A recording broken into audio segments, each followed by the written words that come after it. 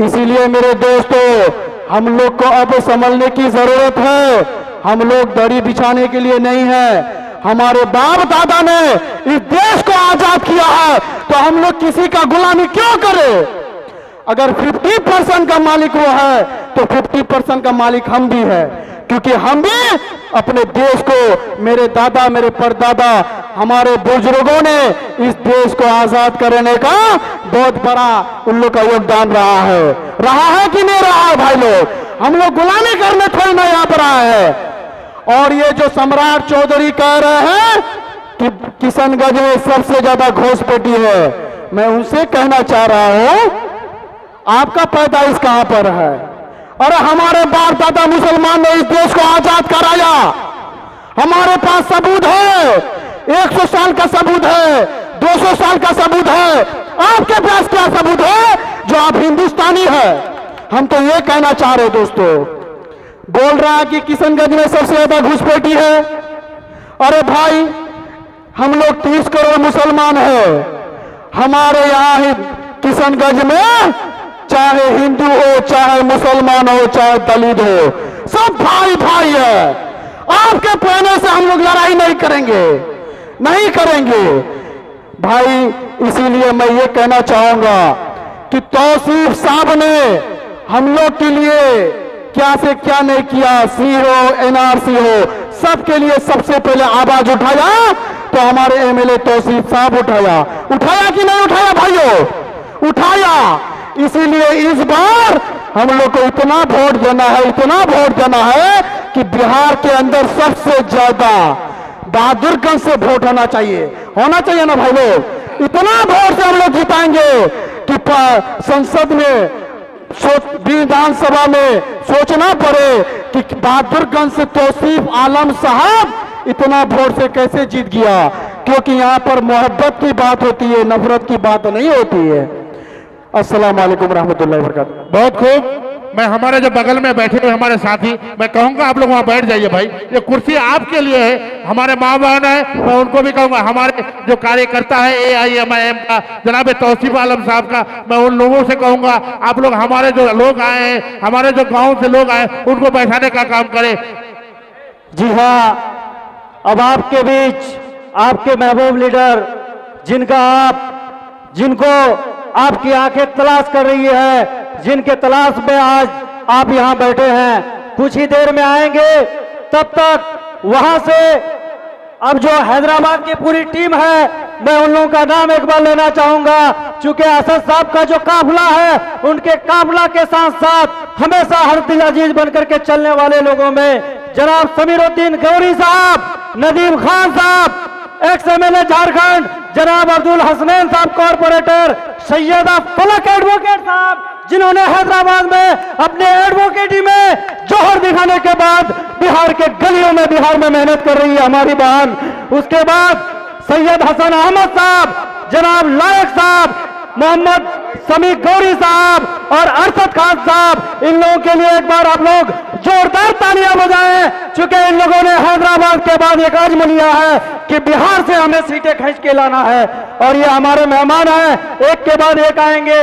लेकिन फिलहाल मैं हमारे मुखिया जनाब सजावुद्दीन साहब, मोहम्मद नगर पंचायत मुखिया सजावुद्दीन साहब, आप मंच में आ जाए। आपके बीच जो हैदराबाद से चलकर हमारे मेहमान हैं जनाब सैयद हसन साहब, मैं उनको दावत दूंगा आप आए और अपने बातों को रखें। जनाब सैयद हसन साहब 2 मिनट में अपने बातों को रखें। औज़ु बिल्लाहि मिनश शैतानिर रजीम, बिस्मिल्लाहिर्रहमानिर्रहीम। बिस्मिल्लाहिर्रहमानिर्रहीम। न बम न बारूद न तलवार लेकर आए हैं, न बम न बारूद न तलवार लेकर के आए हैं। जनाब तौसीफ साहब मजलिस का पैगाम लेकर के आपके दरमियान में आए हैं। बहादुरगंज विधानसभा से आए हुए तमाम गार्जियनों, बुजुर्गों, नौजवानों, अजीजों, खुसूसन इज्जतदार मेरी माँ और बहनों, जैसा कि आप सभी को मालूम है कि वक्त चुनाव का वक्त है, ये दौर चुनाव का दौर है और चुनाव के वक्त बहुत सारे लोग आपके दरमियान में आएंगे। 2020 में भी बहुत सारे लोग आपके दरमियान में आए थे, लेकिन कुछ ही दिनों के बाद टिकट न मिलने पर फिर वो गायब हो गए। लेकिन फिर से 5 साल के बाद आपके दरमियान में आएंगे, आपके घरों में आएंगे, चौक चौराहों पर आकर के आपको गुमराह करने का काम करेंगे। लोगों, ऐसे लोगों को पहचानने की जरूरत है। बहादुरगंज वालों, मिट्टी का ढेला गुलाबों की क्यारी में आ गया है, क्योंकि बहादुरगंज की आन बान शान, नौजवानों की दिलों की धड़कन, नौजवानों के दिलों में राज करने वाले, बूढ़े बुजुर्गों के सरों पे हाथ रखकर कदम से कदम मिलाकर चलने वाले जनाब तौसीफ साहब आपके दरमियान में आ चुके हैं। क्योंकि आकाश की कोई सीमा नहीं, पृथ्वी का कोई तोल नहीं, साधु की कोई जात नहीं, और पारस जनाब तौसीफ साहब का कोई तोल नहीं, कोई भोल नहीं। अरे कमाए होंगे लोगों ने पैसे, बने होंगे बड़े बड़े सेठ, लेकिन पिछले कुछ दिनों में जब से तौसीफ साहब MIM ज्वाइन किए हैं, पिछले कुछ ही दिनों में सबसे ज्यादा इज्जत और शोहरत कमाई है तो मेरे और आपके लीडर जनाब तौसीफ साहब ने कमाई है। ये सत्य है और साहब बाबू सत्य बोलता है। जैसे अणु के बिना परमाणु नहीं बनता, वैसे ही व्यक्ति के बिना, लोगों के बिना समाज नहीं बनता। ठीक इसी तरह बहादुरगंज के लोगों, आपकी सपोर्ट, आपके मदद और आपके वोट के बिना जनाब तौसीफ साहब आपका खादिम और आपका नौकर नहीं बन सकता है, नहीं बन सकता है। सिकंदर हो तुम, सिकंदर हालात के आगे कभी झुकता नहीं।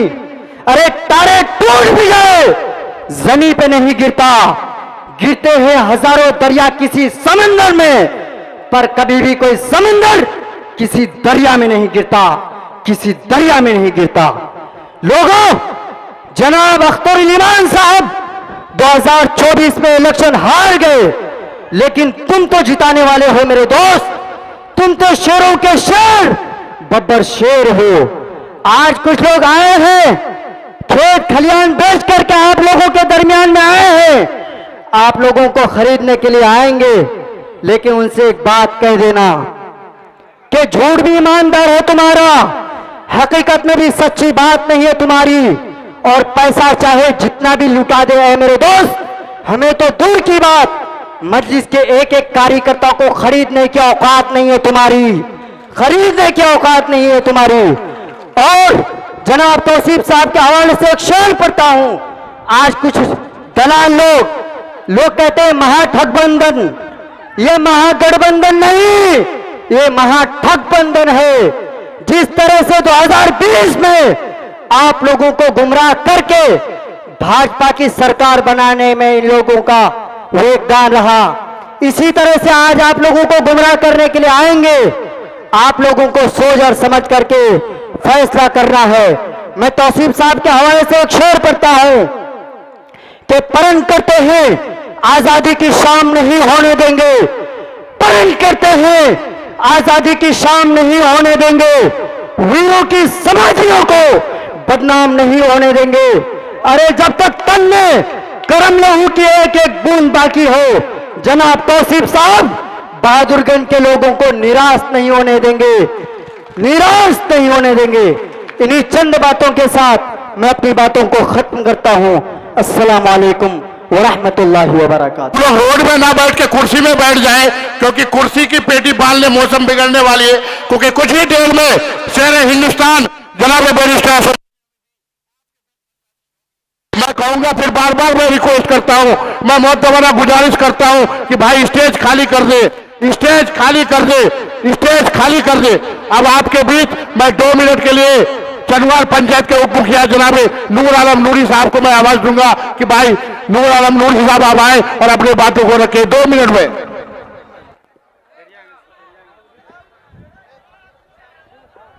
यहां आए हुए तमाम दोस्तों और बुजुर्गों, मेरे माँ बहनों को अस्सलाम वालेकुम।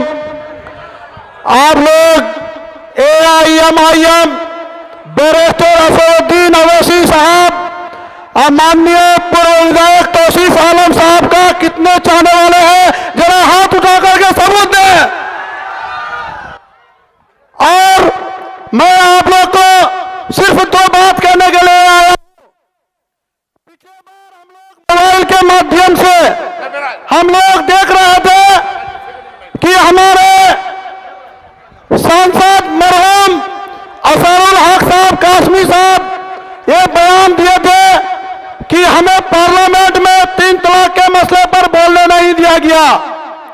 उसका उदाहरण जिस दिन इस सब जमीन पर पप्पू यादव आए थे, ऐसे ही कांग्रेस का जो नेता है उसको भी बोलने नहीं दिया गया था।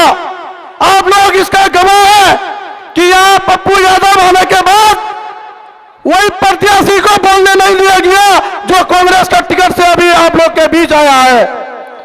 दोस्तों, भाइयों, नौजवान साथियों और मेरे मां बहनों, मैं आप लोग को बताना चाहता हूं कि हमें अभी इस हालात में जो अभी चल रहा है देश का हालात, इस हालात में हमारे लिए असदुद्दीन अवैसी साहब कितनी जरूरत है आप लोग बखूबी जानते हैं। इसलिए मैं आप लोग से कहना चाहता हूं कि 11 तारीख को किसी दलाल बिचौलिए की बात नहीं सुन करके 5 नंबर का बटन पतंग छाप पर अपने उंगली को दबाना है और ऐसा दबाना है कि इन गद्दारों को पता चले कि तौसीफ आलम 1 लाख पार के वोटों से जीतने का काम करेगा। मैं एक साल कहना चाहता हूं, तख्त बदलो, ताज बदलो, इन गद्दारों की राज बदलो जो हम लोग को बोलने नहीं देता है। बस मैं अपने बातों को यही समाप्त करता हूं। अस्सलाम वालेकुम।